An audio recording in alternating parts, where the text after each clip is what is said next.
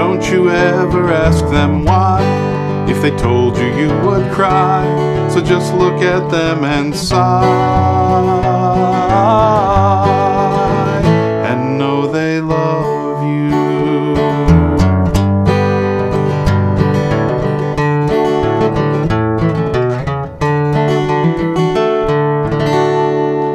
Hi, this is Steve Yulberg for JamPlay.com, and in our Phase 3 Songs lesson, I'm going to add this tune, this timeless tune by Nash of Crosby, Stills, Nash & Young, called Teach Your Children Well. It's written in a country style, which means we're going to do a lot of boom chucking here. There is, in the classic recording, as well as more recent versions, solo things that happen with a pedal steel guitar. And, well, I don't have a pedal steel guitar, so we're going to focus on the other part that supports the singing of the song. You'll find the chords, which are going to be very easy, in the key of D.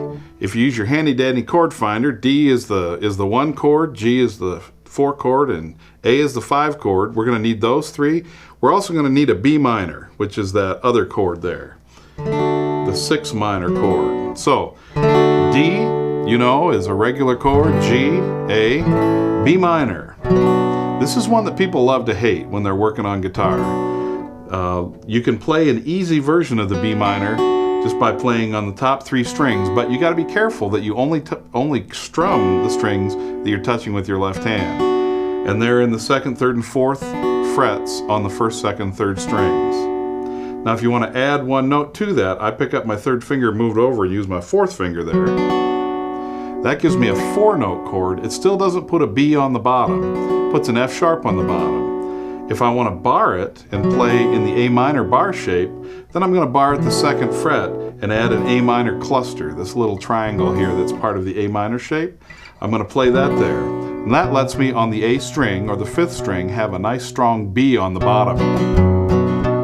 And an F sharp below that if I want to go on and do something like this. Now that chord's not going to be there for very long, and in fact when we're approaching it we can do it without the bar because we need a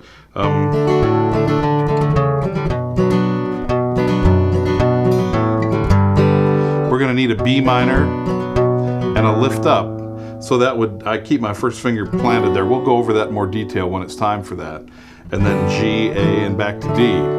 There is one walking thing, which is a D with a C sharp in the bass, and we're going to get a chance to look at that later. Now the first thing we're going to do as we go through this song, we're going to work on the verse and then the chorus.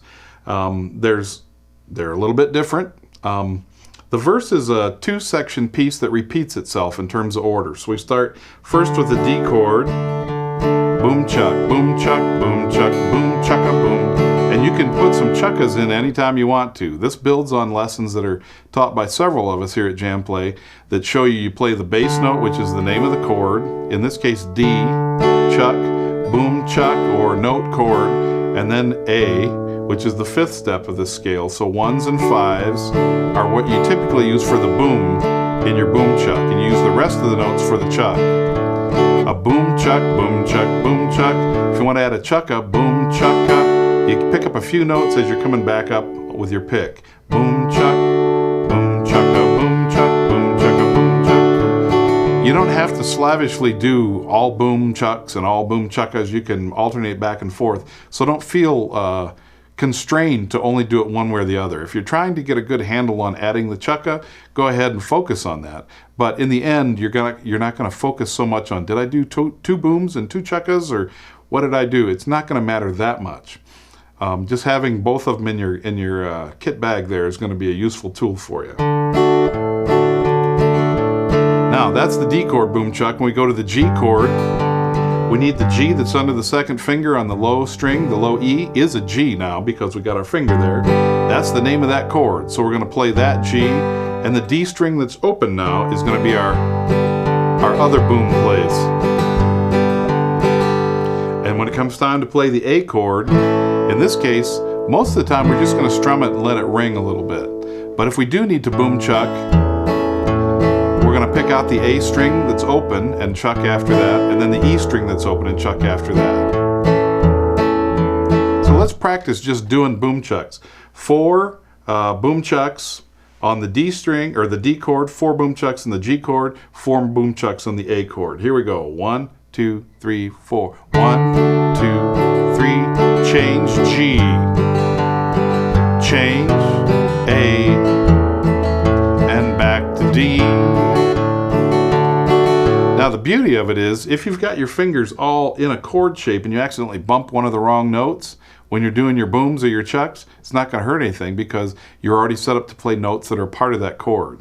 Let's try it again. This time let's do 8 boom chucks in each chord. 1, 2, 3, 4. 1, 2, 3, 4, 5, 6, 7, 8. Change G. 2, 3, 4, 5, 6, 7, 8. Now to A. A, 2, 3, 4, 5, 6, 7, 8, and D.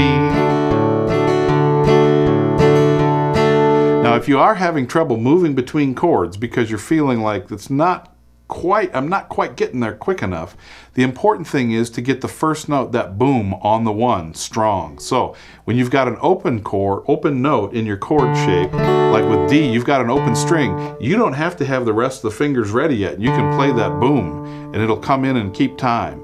When you play the G, you've got to get that low G down there right away because that's going to be the note we want on the first beat. When you play the A chord, you don't need to have any fingers down to get that playing A note. So you could play boom chuck, boom chuck, boom chuck, boom chuck.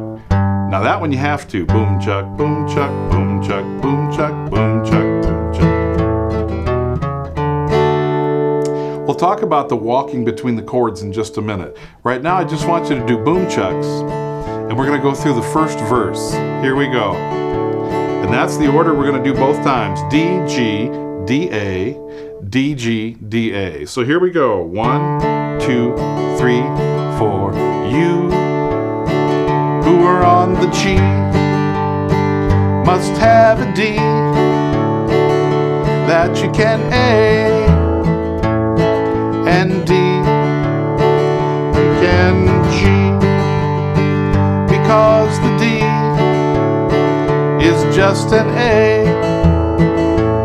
Now this time, let's do it with words. 1, 2, 3, 4. You who are on the road must have a code that you can live by, and so become yourself, because the past is just a goodbye. Now that gets us through one time through the verse, and at the beginning of the song we do 2 verses before we get to the chorus.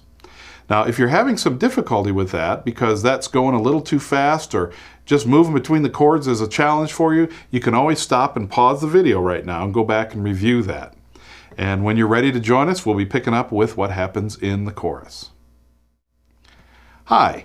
Now it's time to work on the chorus, and what happens differently in the chorus is instead of going back to, well, we do the D, but we don't go to A after this D. We walk down, and I told you that was coming, and then we have a B minor, and a walk down, and a G, and an A that we hold, and then it's time to do it again. Let me sing it so you can see the context. Don't you ever ask them why, if they told you you would cry, so just look at them and sigh, and know they love you. So we go D, we have 4 of those, 4 boom chucks, and then G, 4 of those, D. Now we have 3 of those before we start the bass walk down. I'm doing that with my pinky while I keep my fingers in the D shape. That is a bit of a challenge. Some people like to do this, and they just stop playing the chucks. They don't play the chucks after the boom. So it's boom, chuck, boom, boom, and they walk down with their 3rd finger and lift the other fingers up. Now if you're used to playing in the one finger gets, each finger gets a fret pattern, when you get to there, Your pinky will be used to going to the 4th fret. You can do that and lift your other fingers up. They don't have to play the D chord right there. They can be getting ready to play the B minor chord while you play this passing tone. Because a note like this is called a passing tone because you're working to the next chord root. And then we're going to want that B minor that you love to hate. But here's your chance.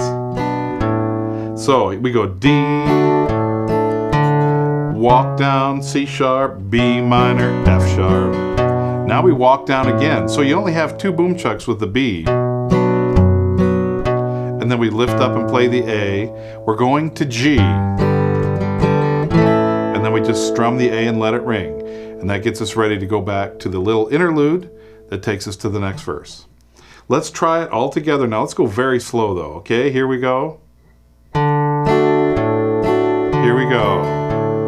D, don't you ever ask them. G, if they told you you would. D, so just look at C sharp, B,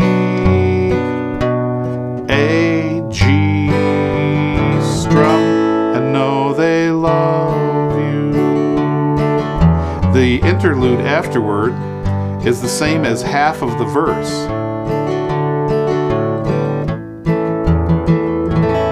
Which is also the introduction. So let's go back and do that again. Here's the chorus again. 1, 2, 3, 4. Don't you ever ask them why. If they told you you would cry.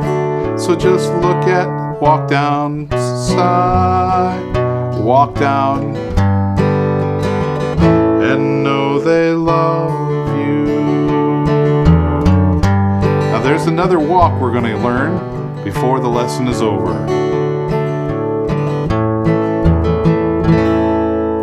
Now let's see if we can put the verses and the chorus together.